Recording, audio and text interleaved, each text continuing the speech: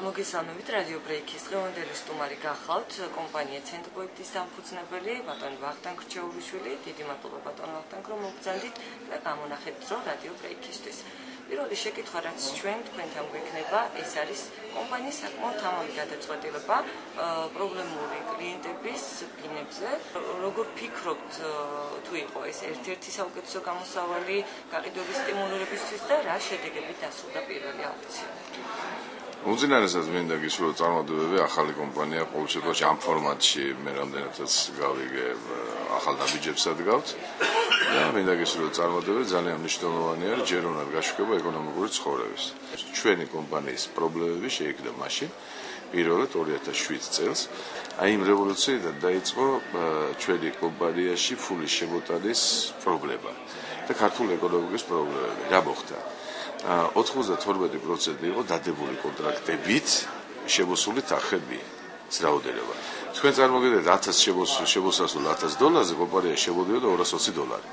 და რომელი ბიზნესი გაუძლებს ამას? ვერც ერთი დაბეჭდული. 10 ბინიდან რომელიც გამოვიტანეთ 8 გაიყიდა, 3 უკვე ფული შემოიტანა. ჯერჯერობით, ამიტომაც შეიძლება აუქციონის პრაქტიკაში ჩვენ კიდევ უფრო დავხვეწოთ ეს პრაქტიკა, მაგრამ მე კმაყოფილი ვარ. ძალიან კარგი ბატონ ვახტანგ, ძალიან საინტერესოა თქვენი შეფასება, როცა ბაზარმა ძირითადი რყევები შეიძლება ითქვას ეკონომიკური კრიზისიდან გამომდინარე გადაალახა. შექმნა ვითარებაში, როგორ შეაფასებთ მთავრობის ახალი ინიციატივას, ეგრეთ წოდებული ხრუშჩოვკის აღების თაობაზე და რამდენად პირდაპირ მოგკითხოთ, რამდენად რეალურად მიგაჩნიათ ეს პროექტი? იდებს თუ არა მაშინ მონაწილეობას? აუცილებლად მივიღებ მონაწილეობას, მაგრამ მე გეტყვით როგორ იცვლება ადამიანის დამოკიდებულება ბინისადმი იმის თავისი პირადული პრიზმით და ეს შეხედვის გამო. მე თვითონ გაზრდილი ვარ ერთ-ერთ ესეთ ხრუშჩოვკაში და ძალიან უკმაყოფილო ვიყავი, რომ ბინის სიგანე იყო 3 მეტრა ნახევარი.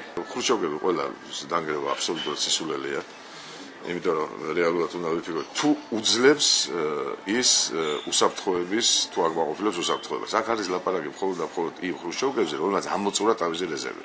და ბატონ ვახტანგ, ძალიან საინტერესო იქნება ასევე თქვენი ვარაუდი ფასებთან დაკავშირებით, თუ სამშენებლო ბიზნესში ისევ დაიწყო აქტიურად მშენებლობები, იგივე ძველი თბილისის რეაბილიტაციის პროგრამის ფარგლებში, თუნდაც ამ ახალი პროგრამის ფარგლებში, როგორ ფიქრობთ ეს გამოიწვევს თუ არა ფასების დინამიკის ზრდას, რასაც ექსპერტები უკვე ვარაუდობენ? უმნიშვნელოდ, რატომ უმნიშვნელოდ? იმიტომ რომ რეალურად ჩვენ ორი მომენტი გვაქვს, რატომაც ჩავარდა გაყიდვები. ორი მიზეზი, ერთი რომ ადამიანს ეშინიათ ფულის დაბანდების და მეორე ადამიანს უბრალოდ ეს ფული არ აქვს.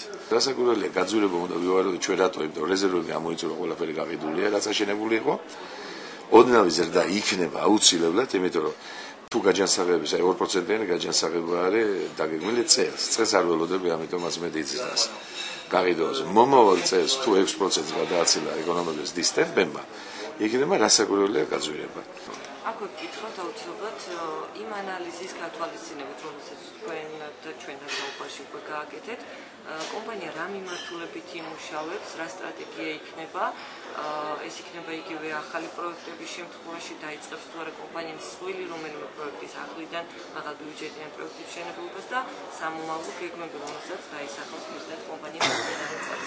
უნდა გითხრათ, რომ ეს მხოლოდ და მხოლოდ შესაძლებელი იქნება იმ შემთხვევაში დიდი პროექტი, თქვათ, მაგალითად როგორც ბათუმი, ჩვენ ვართ კომპანია ლიდერი როგორც იცით, ჩვენს შემდეგ მდგომი მეორე ადგილზე კომპანია 7-ჯერ ნაკლები აქვს მოცულობები.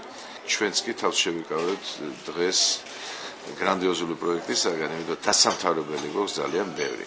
უღმესი მადლობა, საკმაოდ საინტერესო საუბრისთვის, გადაჯარბებული არქივად მართლა საკმაოდ საინტერესო საუბრისთვის შეფასებისთვის. მე წარმატებულ წელს გისურვებთ.